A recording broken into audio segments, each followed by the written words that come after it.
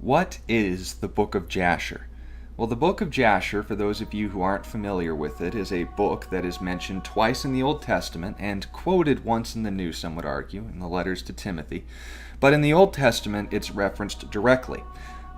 Joshua chapter 10 and verse 13, as well as 2 Samuel chapter 1 and verse 18, both include events in history that are also referenced in this book. Now, why isn't this book included in the Old Testament?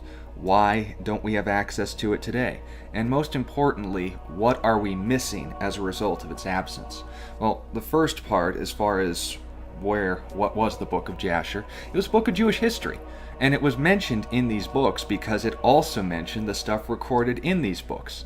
The reason why it's not in our Bibles today was because the people who wrote it never intended it to be taken as such. It was simply a book of history in the same grounds that we would consider any other textbook, any other narrative that we read today. This tale of the just man was recording these historical events and was used for confirmation for the people living during the Old Testament time.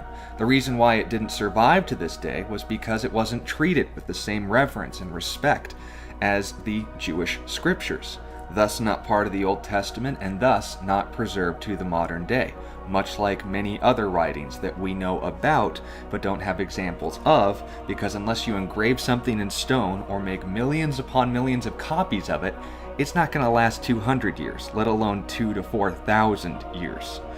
So this book of Jasher, it isn't included in our Bibles because the authors never intended it to be. It was simply a book of history. Why was it referenced in the Old Testament? Because it talked about the same things as the Old Testament was talking about. And that's what brings us to our third essential sub-question as to what are we missing if it's not accessible in our modern day and age? Really nothing.